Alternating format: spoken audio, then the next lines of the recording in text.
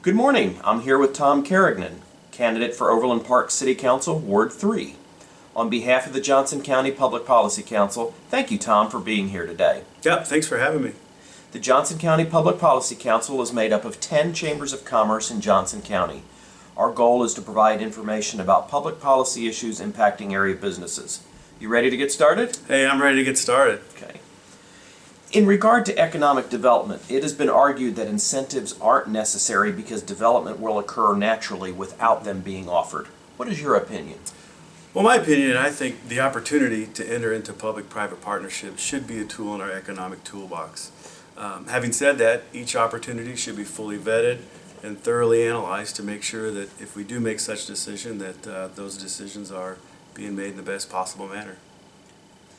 What is your opinion on what is commonly referred to as dark store theory, and what do you think Overland Park should be doing today, if anything, to prepare for rulings that favor the plaintiffs? Sure. Well, I'm not a lawyer, but have been following the issue since I've heard about it just recently. And what I can say is, Overland Park has a tremendous city staff, and our city manager and finance departments, I know, are already discussing this issue and analyzing the budget and potential impact.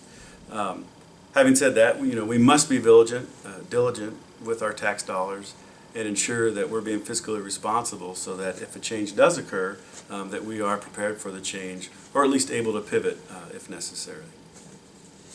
Housing affordability is addressed in Forward OP, and it's a topic of considerable discussion among employers. What do you think the City of Overland Park should be doing to address this problem? Sure. Housing affordability and attainability aren't issues easily solved, and they're not solved by just one entity or one person. The city could and should act as a convener, bringing stakeholders from around the community together to generate ideas, to collaborate, and hopefully come up with some innovative solutions to such a tough topic. In the short term, it appears we can keep our mill levy unchanged to meet current budget obligations. However, sluggish sales tax collections and increased demands on infrastructure from growth could necessitate a change. What are your thoughts on our current budget and the outlook for the future? Well, Overland Park is blessed to receive such value for its tax dollars that are generated. And I understand completely and fully that every tax dollar generated is from our homeowners and our corporate residents, and we must be responsible with these dollars.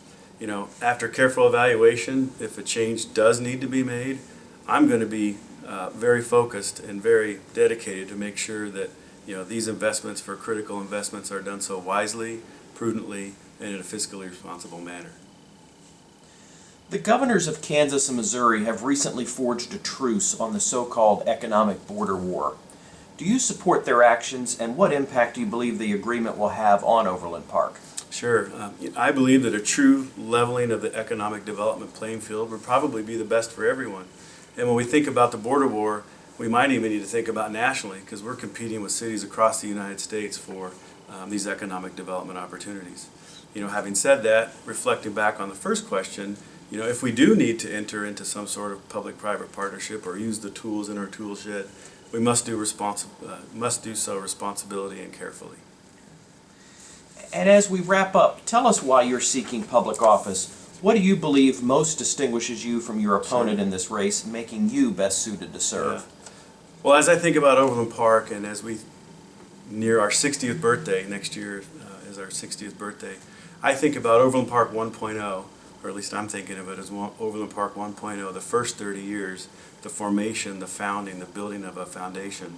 The second 30 years, Overland Park 2.0, the building, the carefully planned and executed development expansion. And I'm here because I'm excited about Overland Park 3.0, the next 30 years. I want to be on the team that contributes to the success of the future of Overland Park for myself, my kids, and hopefully my grandkids.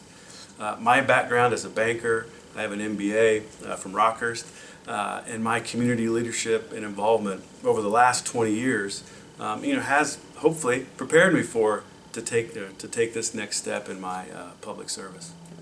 Well, Tom, thanks for joining us this morning. We wish you the best of luck with the election. Yeah, thank you, and thanks for having me right here in Ward 3.